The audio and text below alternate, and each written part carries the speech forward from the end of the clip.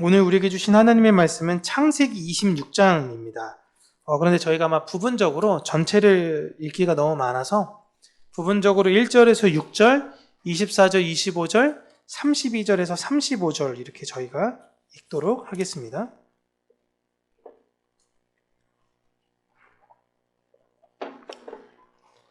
창세기 26장 1절에서 6절까지 우리 먼저 함께 읽겠습니다. 시작. 아브라함 때에 첫 흉년이 들었더니 그 땅에 또 흉년이 들매 이삭이 그랄로 가서 블레셋 왕 아비멜렉에게 이르렀더니 여호와께서 이삭에게 나타나 이르시되 애굽으로 내려가지 말고 내가 내게 지시하는 땅에 거주하라. 이 땅에 거류하면 내가 너와 함께 있어 내게 복을 주고 내가 이 모든 땅을 너와 내 자손에게 주리라. 내가 내 아버지 아브라함에게 맹세한 것을 이루어 내 자손을 하늘의 별과 같이 번성하게 하며 이 모든 땅을 내 자손에게 주리니 내 자손으로 말미암아 천하 만민이 복을 받으리라.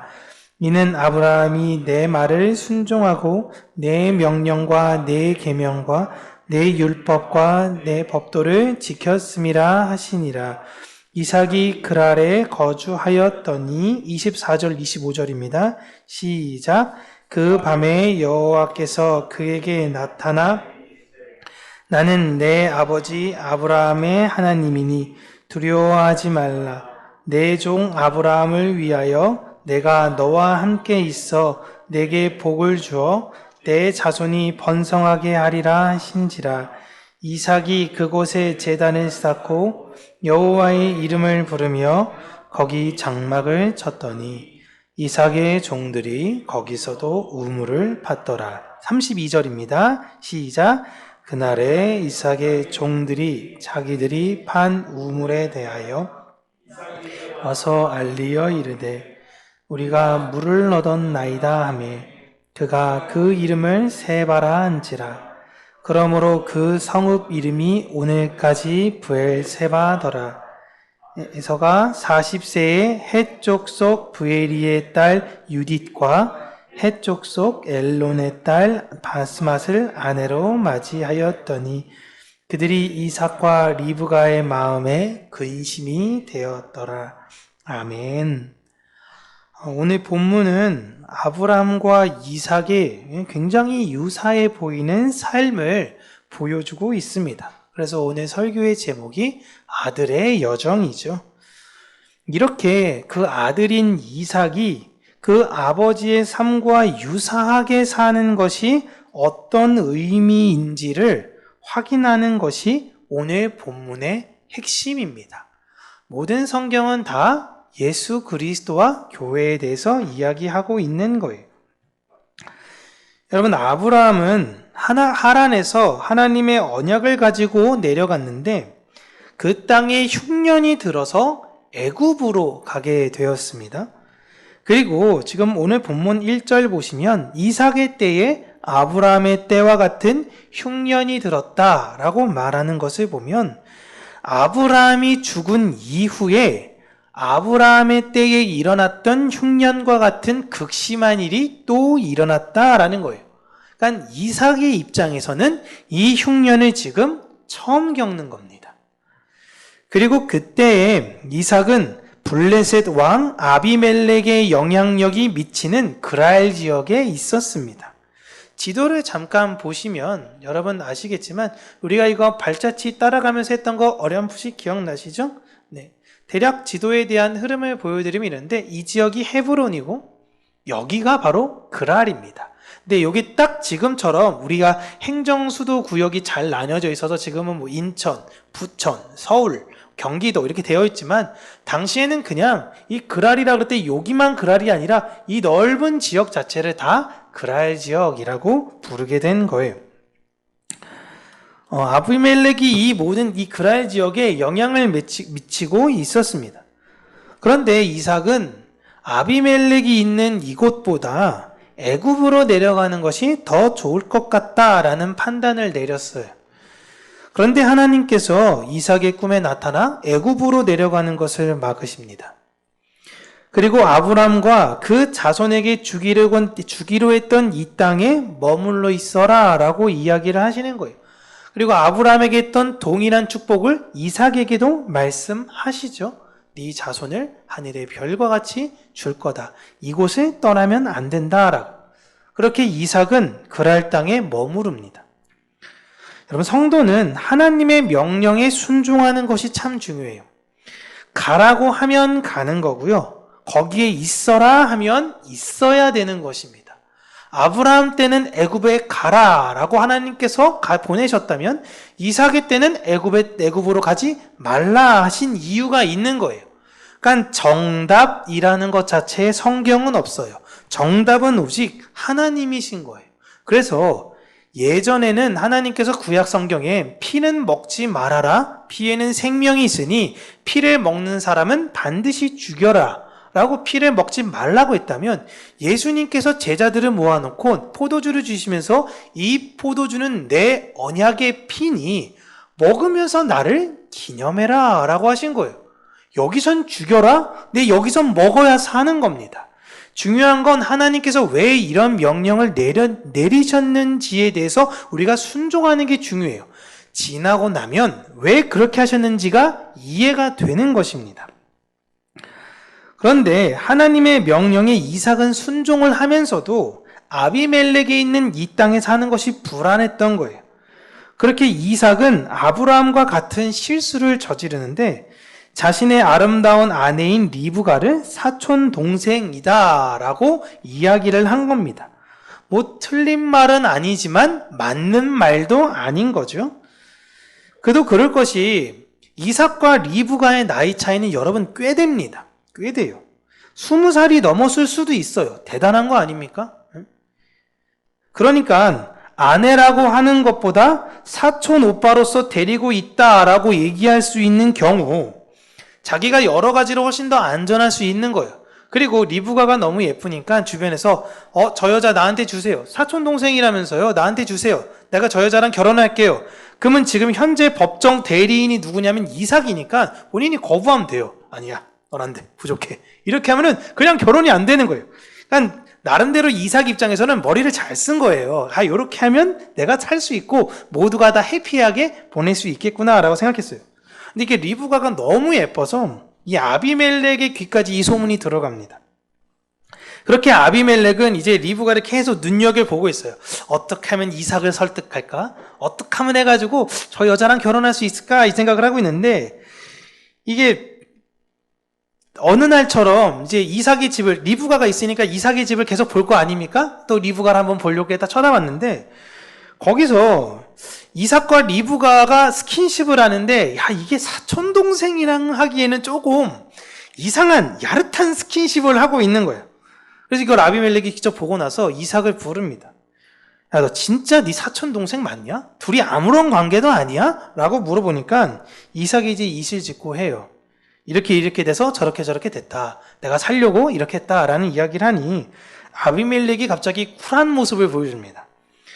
야, 내가 무슨 당신이 사촌 오빠였으면 내가 설마 당신을 죽였을까? 난 그런 사람 아닙니다. 라고 얘기하면서 이제부터 내가 명령할 테니까 걱정 없이 사세요. 이 둘은 부부니까 이제부터 리브가는 아무도 건드리지 마라 라고 이제 아비멜렉이 공식적으로 이야기를 해줍니다. 너무 멋있어 보이죠? 그리고 이삭이 이제 아버지가 당시에 있었던 우물을 다시 정비하면서 이제 농사를 이제 한번 해봅니다. 자기도 이제 먹고 살아야 되니까 농사를 한번 해봤는데 이게 대박이 나요. 성경에 몇 배라고 나오냐면 100배라는 것이 나옵니다. 콩을 하나 심었는데 콩 100개가 나온 거죠. 엄청 대박이 나요. 여러분 생각해 보시면 이삭의 원래 직업이 뭐죠? 이삭의 직업은 목축업이에요. 유목민입니다. 돌아다니는 사람이에요. 근데 이 사람이 그냥 한번 농사를 해본 거예요. 근데 이게 어떻게 된 거예요? 대박이 난 거예요. 여기엔 농사의 베테랑들이 있는 겁니다. 그들도 그렇게 안 되는데 초보자가 와서 뭘 했는데 대박이 난 거예요. 그러니까 이거 전의 상황이 어떤 상황이냐면 기근까지 있었던 상황이었고 모든 상황이 안 좋았는데 지금 이삭이 너무 대박이 나니까 이 대박이 나가지고 주변에서 우와 대단하다 어떻게 저렇게 대박이 날 수 있지? 라고 이제 부러워합니다. 근데 이제 대박이 난 걸로 이제 막 팔고 이렇게 하면서 소도 사고 양도 사고 뭐 낙타도 사고 이렇게 했겠죠. 근데 목축업도 이제 대박이 나요. 그래서 엄청난 부자가 됩니다. 이렇게 엄청난 부자가 되니까 불과 얼마 전에 리브가 문제로 굉장히 쿨했던 아비멜렉이 이제 질투를 합니다. 그래서 그 지역에 있는 종들에게 명령을 해서 이삭이 이제 정비했던 그 아브라함의 옛 우물을 갑자기 어느 날 가서 흙으로 다 메꿔버린 거예요. 그러자 이삭이 이 문제를 따지러 아비멜렉에게 가죠. 왜 내 거 흙으로 메꿉니까? 나 그거 없으면 어떡하라고. 농사도 힘들고 목축업도 힘든데. 그러니까 아비멜렉이 너 그동안 여기서 내가 해준 게 얼마큼인데 은혜도 모르는 이런 나쁜 놈. 너 부자니까 언제까지 여기서 우리 거 다 빼먹을 거야. 딴 지역으로 이사 가. 라고 이야기를 해요. 그래서 어쩔 수 없이 이삭이 그 지역을 떠납니다. 다투지 않아요. 그렇게 이삭이 어린 시절 아버지와 겪었던 일들을 생각하며 떠나는데 여러분 잘 생각해 보시면 헤브론에서 아브라함이 그랄로 이사를 갔었죠? 그죠? 기억나시죠?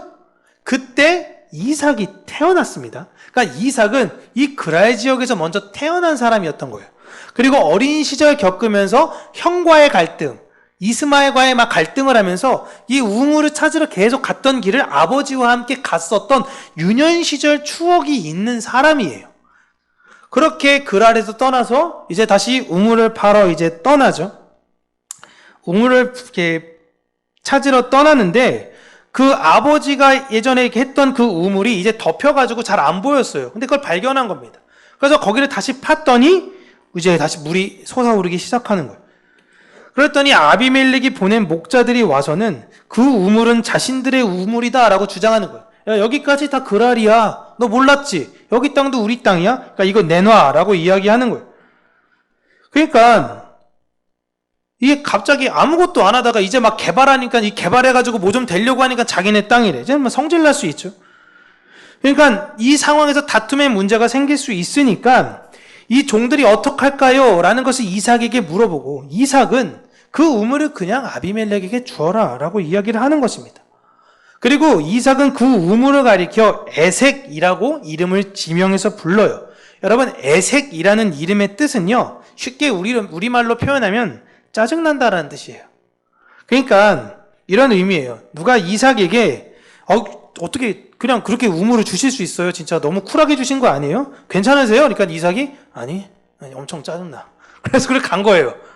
저것만 생각하면 짜증나는 거예요. 그리고 떠나요. 그리고 또 다른 곳으로 가죠. 또 다른 곳으로 가서 우물을 팝니다. 또 다른 곳에 가서 이제 우물을 팠는데 거기도 또 물이 나오는 거예요. 아버지가 갔던 그 걸음대로 같이 옛날에 기억을 더듬어 가면서 이제 갔더니 그 우물이 있었고 막혀 있는데 그 우물을 파니까 또 물이 나오는 거예요. 근데 거기까지 또 빼앗으려고 온 거예요. 그런데 이번에는 종들이 화가 난 겁니다. 못 참겠어. 이거 한번 싸워야 될 것 같아요. 계속 이렇게 뺏길 수는 없는 거 아닙니까? 라는 거예요. 그런데 이제 문제가 커지게 되면 많은 사람이 죽을 수도 있고 누가 이겨도 이긴 게 아닌 게 될 수 있으니까 이삭이 그 우물도 줘라 라고 이야기하는 거예요. 그리고 그 우물의 이름은 뭐라고 지어요? 신나라고 짓습니다. 신나. 이건 무슨 뜻이냐면 진짜 짜증난다는 뜻이에요. 그러니까 이삭이 여러분 쿨한 사람이 아니에요. 지금 화가 많이 났어요. 지금 짜증난데 그냥 이 악물고 견디는 거예요. 왜냐면 내 식소울들이나 이 사람이 죽으면 안 되니까 다른 데 가서 그냥 우물 파자. 야 그냥 여기서 싸우지 말자. 다투지 말자라는 거예요. 하지만 마음은 지금 엄청 상한 거예요. 그래서 또 다른 곳에 가서 우물을 파려고 하는데 살펴봐요. 먼저. 왜냐면 이제 2번 당했으니까 종들한테 주변을 한번 쓱 살펴보라고 합니다. 야 저기 아비멜렉 사람들이 있나 없나 한번 주변 살펴봐. 쭉 살펴봤는데 없는 거예요. 다 파. 그래서 막 팠는데 물이 뻥 나오는 겁니다. 그러니까 그래서 너무 행복하죠. 그래서 거기 이름을 무엇이라고 짓냐면 르호봇이라고 지어요. 그건 넓은 광장이라는 뜻인데 쉽게 얘기하면 이제 여기는 우리 땅. 이렇게 이제 이삭이 공포를 하는 거예요. 우리가 이 넓은 곳에 이제 정착할 수 있겠구나라고 이삭이 생각한 거예요. 몇 번 만에 한 거죠? 저는 3번 만에 한 거예요. 그 전까지 뺏긴 걸로 따지면 더하고. 그리고 이제 우물이 하나만 있으면 나중에 혹시 이 우물이 마를 경우에는 여러 가지 문제가 생길 수도 있어요. 그래서 우물은 많으면 많을수록 좋기 때문에 우물을 더 찾으려고 이삭이 브엘세바라는 지역을 정탐하러 갑니다. 그리고 그곳에서 밤에서 잠을 자는데 하나님께서 다시 나타나셔서 내가 너와 함께하고 아브라함과 함께한 것처럼 너에게 복을 줄 거다라는 이야기를 하신 거예요. 여태까지 안 나타나셨던 하나님이 브엘세바에서 갑자기 그렇게 나타나신 거예요. 그때 이삭은 내가 진짜 머물러야 됐던 곳이 이 르호봇이 아니라 여기구나라는 것을 깨닫게 돼요. 그래서 아침에 일어나서 제단을 쌓고 예배를 드리며 그 지역에 거주하기로 결정해요. 그런데 여러분 보시면 지금 르호봇과 브엘세바 중에 어느 것이 더 안정적입니까? 르호봇이 훨씬 안정적이에요. 르호봇은 우물이 있어요. 근데 지금 브엘세바는 뭐 하러 간 거죠? 정탐하러 간 거예요. 여기에 뭐가 있나 없나 해서 불확실한 곳에 간 건데 지금 그 불확실한 곳에 이삭이 정착을 하겠다라는 것입니다. 같이 갔던 똘똘한 사람들은 정말 속이 뒤집어지는 거죠. 야, 우리 내가 이걸 이해할 수가 없어 라는 거예요. 모든 사람들은 이곳으로 불확실해 보이는 이곳으로 지금 다 이주시켜버려요. 그런데 이런 이삭에게 아비멜렉이 찾아옵니다. 그가 혼자 온 것이 아니라 함께 온 사람들이 있기 때문에 혹시 또 여기까지 빼앗으려고 왔나라고 이삭은 의심을 해요. 그러자 아비멜렉은 내가 당신을 해하려 온 것이 아니라 하나님이 너와 함께 계신다라는 것을 자신들이 봤다라는 거예요. 그러니까 정탐 가서 사실 이 르호봇까지도 이 아비멜렉은 본 거예요. 그러니까 뺏으면 뺏을 때마다 계속 우물이 나오니까 이 사람이 너무 특별한 겁니다. 아버지 아브라함과 유사하죠? 유사해요. 하나님이 너와 함께 계시다는 거 자신도 보았고 이제 우리 친하게 지내자라고 하는 거예요. 난 너희를 공격하지 않을 거야. 그러니까 오히려 내가 너희들을 여기서 보내서 너희들이 이곳으로 갔기 때문에 너희들한테는 오히려 더 잘된 입장 아니니? 이런 뻔뻔스러운 이야기를 합니다. 그리고 나서 요구하는 게 우리가 너희들을 해하지 않을 테니 너도 오히려 공격하지 마라는 거예요. 여러분 이게 세상의 모습입니다. 세상의 모습. 세상은 여러분 본질적으로 하나님을 두려워해요. 느부갓네살도 다니엘과 세 친구를 두려워했고요. 네로가 초대교회 때 초대교인들을 사자의 먹이로 주고 때론 그걸로 불로 태워 죽이고 그들을 왜 그렇게 박해하고 핍박했냐면 그들이 두려워서예요. 죽이는데도 너희도 굴복 안 해? 안 해. 죽여. 야, 이거 어떻게 이럴 수가 있어? 한두 명 그럴 수가 있지? 일단 먼저 지도자부터 죽이죠? 지도자 죽이면요, 원래 그 밑에 공동체들은 와해돼요. 근데 밑에 공동체들이 와해되지 않고 더 굳건한 겁니다. 새로운 대표가 세우는 거예요. 우리 목사님이 죽었습니다. 내가 이제 목사님을 하겠습니다. 목사 되면 다 죽는 건데 서로 그렇게 나아가는 거예요. 무서운 거예요, 그러니까. 나는 오늘 어떤 사람이 나를 독살할까봐 혹은 다른 세력이 쿠데타를 일으킬까봐 내가 갖고 있는 이 영토를 빼앗을까봐 전전긍긍하고 있는데 이들은 두려움이 없는 겁니다. 이게 여러분 죄인들의 특징이에요. 사람들이 왜 화를 내고 전쟁을 하죠? 두려워서예요, 두려워서. 북한이 왜 이렇게 미사일을 쏘는 거죠? 무서워서예요. 무서워서. 자신들이 지은 죄를 여러분 그들도 알아요. 자신들의 죄로 인해서 권력자들이나 이런 사람들은 스스로 무서워하는 것입니다. 이삭은 공격할 생각이 눈꼽만큼도 없었어요. 그런데 그들의 세력이 지금 점점 확장되어져 가는 게 눈에 보이지 않습니까? 아비멜렉이 막으려고 해도 못 막게 되겠구나라는 걸 알게 된 거예요. 그리고 나중에 이삭이 이쪽에서 점점 세력이 확장해요. 이 남방 쪽에서 점점 세력이 확장되고 여기 그랄 지역에는 이 자기네 세력보다도 더 커지게 된다면 나중에 이삭이 우리에게 복수하러 오지 않을까? 놨던 것이 지금 아비멜렉의 두려움인 거예요. 그러니까 교회는 세상에 복수할 생각이 없어요. 근데 교회가 자꾸 그렇게 성장되면요, 세상은 교회를 두려워합니다. 세상은 교회를 두려워해요. 그럼에도 불구하고 이삭은 그 사람들에게 또한 친절을 베풀죠. 그 사람들을 위해서 잔치를 벌입니다. 그리고 하룻밤 자고 가라고 이야기를 해요. 그리고 그 다음날 돌려보냅니다. 그렇게 그들이 가고 나니까 아침 일찍 어떤 종들이 이 지역에 이제 탐사를 보냈던 종이 돌아오면서 주인님, 우리가 우물을 발견했습니다 라는 소식을 갖고 오는 거예요. 그러니까 이삭은 그 지역에 안정적인 물이 있어서 장막을 치고 그곳에 머물렀던 것이 아니라 거기다 제단 쌓고 야 여기면 좀 살만하겠구나 이런 것이 아니라 하나님께서 나를 만나주신 그 장소가 안정적이었던 저 르호봇보다 더 안정적이다라는 것을 알았던 거예요. 이걸 성경은 오늘 교회에게 이야기해주고 싶은 거예요. 세상에서 보이는 그 안정감보다 하나님 곁에 있는 것이 더 안정적인 것이다 라는 것을 우리에게 알려주는 것입니다. 하나님을 선택했더니 하나님께서 자신의 상황마저도 평탄하게 하신 거죠. 그러니까 이삭은 여러분, 내가 하나님을 이렇게 믿으면 하나님이 나한테 복 줄 거야. 그냥 이런 단순한 선택을 했던 것이 아니에요. 아무것도 안 보여요. 하지만 하나님께서 여기 있으라고 하면 난 여기 있을 겁니다라는 거예요. 글 아래서부터 그러지 않습니까? 하나님께서 있으라고 해서 있었어요. 물이 나올 때까지 뭔가 잘 되는 것처럼 보여요. 그런데 어떻게 돼요? 뺏어요. 하나님이 나 여기 있으라고 했는데 그러니까 멀리 가지도 못해요. 그 근처 가는 겁니다. 그 근처 왔더니 또 뺏기는 거예요. 왜 하나님께서 머물라고 했는데 왜 자꾸 나는 내 재물은 내가 가진 것들은 왜 자꾸 손실을 입는 거지? 라고 하는데 결국에 가서는 하나님께서 그 손실을 통해 진짜 내가 바라봐야 되는 것이 무엇인지를 훈련시키기 위해서 하신 거라는 걸 이삭은 깨닫는 거예요. 내 상황이 평탄하기 위해 우린 하나님을 믿는 것이 아닙니다. 하나님을 믿었더니 내 삶이 평탄해지게 되는 거예요. 그래서 그 우물의 이름을 무엇이라고 짓냐면 맹세라는 뜻의 세바라고 짓습니다. 원래 이 지역은 아브라함이 여기다가 어떤 나무를 심었었죠? 기억나시나요? 에셀나무를 심었었죠? 에셀나무를 심고 아브라함이 먼저 이 지역을 브엘세바, 맹세의 우물, 7개의 우물 이렇게 불렀어요. 이 장소는 약속의 땅이었습니다. 그런데 이 지역을 그렇게 불렀던 아브라함이 떠나요. 떠나게 되죠. 브엘라, 헤로이도 갔다가 헤브론도 갔다가 이렇게 떠납니다. 그 뒤로 이 지역을 브엘세바라고 부르는 사람은 없었어요. 그 땅은 다시 황폐했습니다. 하나님의 약속의 땅이 그 땅이 황폐됐어요. 그런데 그 땅으로 약속의 자손이 들어가니 그 땅이 다시 약속의 땅으로 회복이 되는 거예요. 이게 정말 중요한 내용입니다. 하나님의 약속을 가진 여러분이 가시는 그곳이 여러분이 그렇게 회복이 여러분이 가는 그곳마다 이런 회복의 역사가 일어나기를 저는 바라요.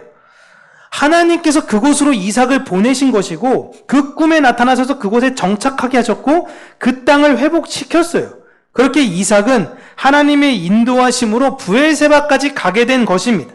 이삭이 간 것이 아니라 하나님께서 보내신 거예요. 하나님이 아브라함을 갈대아 우르에서 떠나 보내게 하신 건 갈대아 우르 떠날 때 아브라함이 가고 싶어서 간 게 아닙니다. 아버지 데라가 야 올라가자 해가지고 떠난 거예요. 근데 그 아버지 데라의 마음을 움직이신 분이 하나님이다라는 걸 아브라함은 알게 돼요. 하나님 직접 말씀해 주세요. 횃불 언약 때 말씀해 주세요. 내가 너를 불러냈는데 하란에서 불러낸 게 아니라 우르에서 불러내었다라고 하나님께서 말씀하세요. 하느님이 보내신 것이고요. 하란에서 떠난 것도 하나님이 보내신 거예요. 그 약속의 장소로 보내기 위해 하나님께서 선택하셨던 방법은 무엇이냐면 바로 기근이에요. 흉년인 것입니다. 이게 이해가 되지 않죠?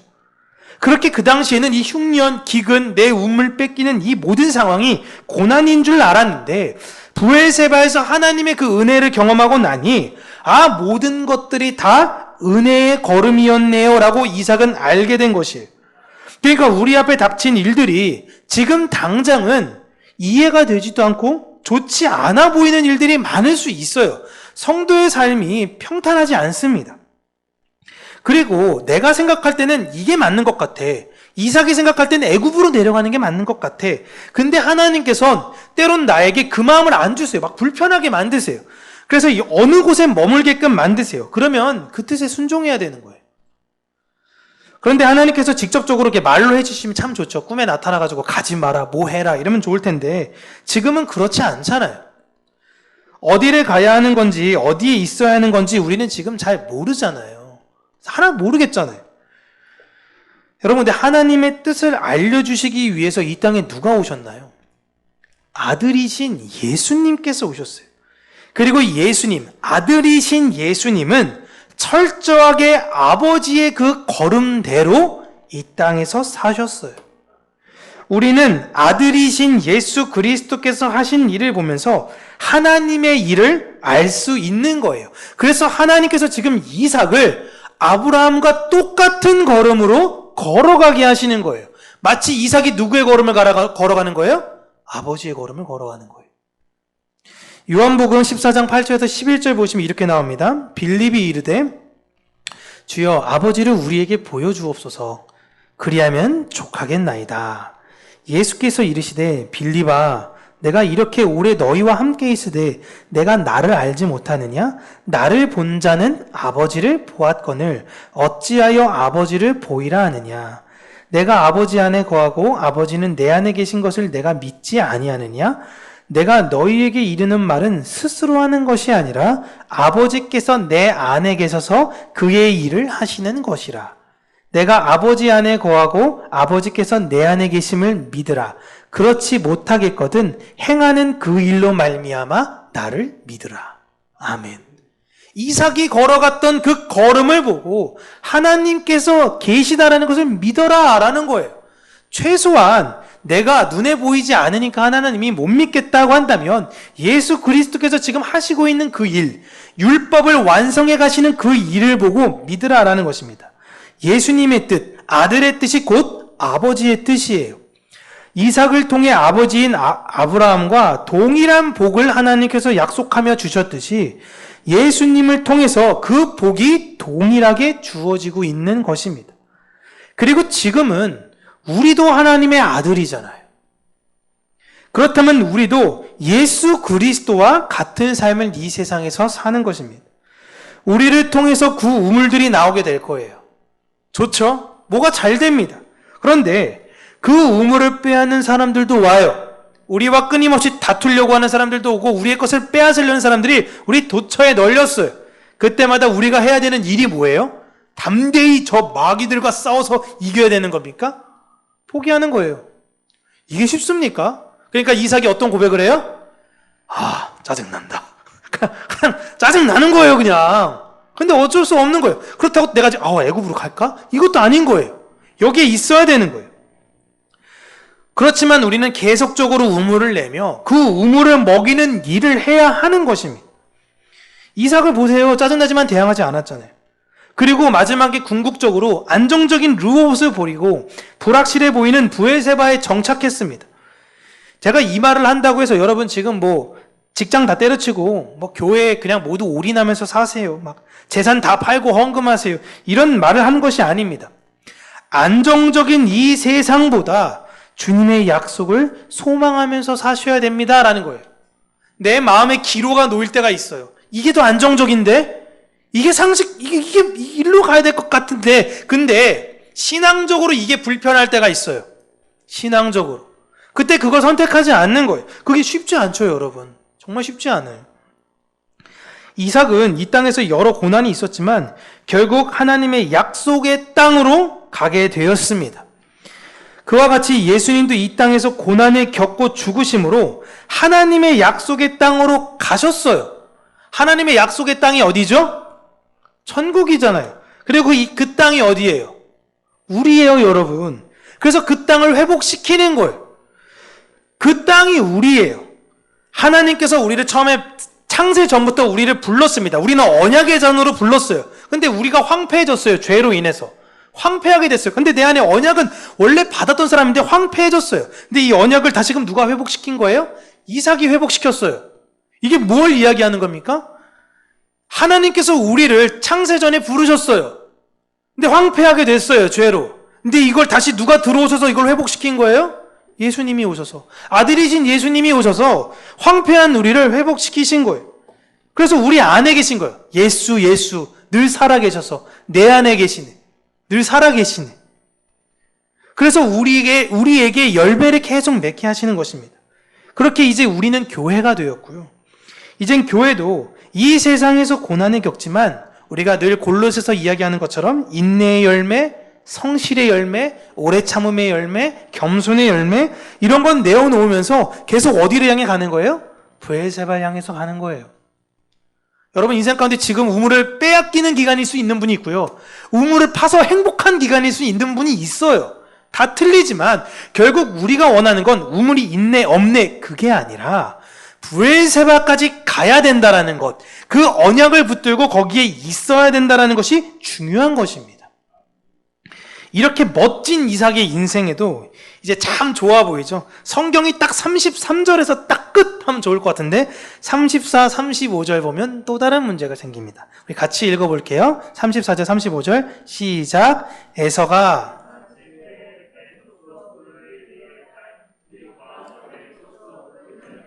바스맛을 아내로 맞이하였더니 그들이 이삭과 리브가의 마음에 근심이 되었더라. 아멘. 자, 이제 아들이 결혼을 했습니다. 겹경사 아닌가요? 겹경사? 이제 화친도 맺었고 브엘세바의 우물도 나왔고 이야 탄탄대로인 것 같아. 아들도 장가를 갔어. 끝난 것 같아 보이는데 에서가 잘나도 너무 잘나서요. 한 여자랑만 결혼을 하지 않습니다. 고르고 골랐겠죠. 나이 40에 결혼했으니까.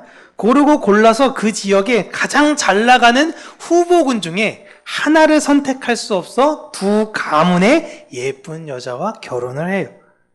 이게 부모의 근심이 됩니다. 왜요? 에서는 어떤 존재라고 생각했어요? 이삭은 언약을 낳을 존재라고 생각했기 때문에 그래요. 얘는 언약의 자손을 낳아야 되는데 야, 너 내가 결혼 얼마나 힘들게 했는지 알아? 야, 네 엄마가 저 멀리에서부터 오셨어 라고 이야기하는 건데 아들은 너는 이 언약의 씨를 낳을 사람인데 언약의 씨에는 관심을 가져 보이지 않는 거예요. 에서는 세상에서 보기에 너무 잘난 사람이라 세상에서조차 가만두지 않는 겁니다. 그냥 에서 입장에서도 하고 싶은 것도 많았고 누리고 싶은 것도 많았겠죠.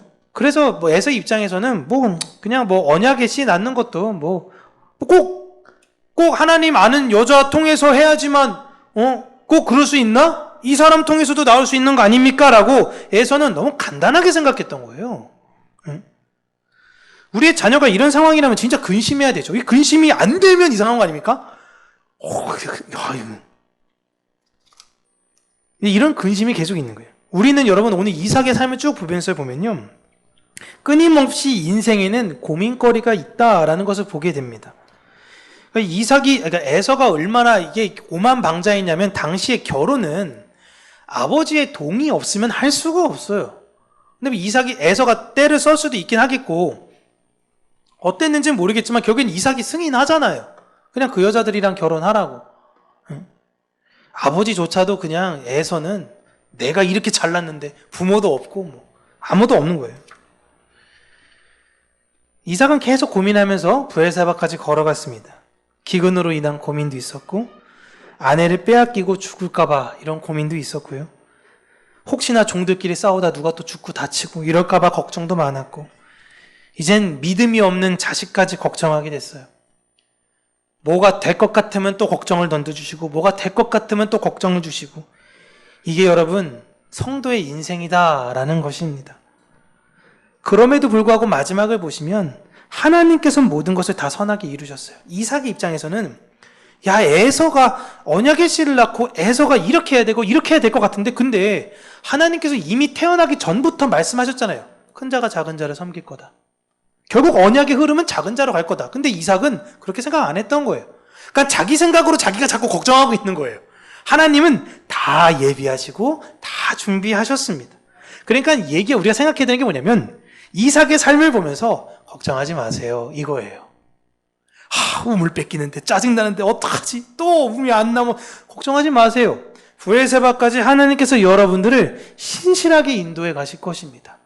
세상 염려 내려놓고 우리는 먼저 그의 나라와 그의 의를 구하면 되는 거예요.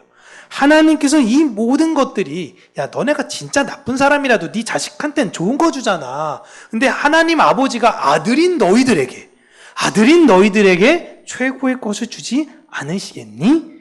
염려하지 말아라 라는 거예요. 우리가 오늘 또 바라보는 게 뭐냐면 걱정하지 말아라 라는 겁니다.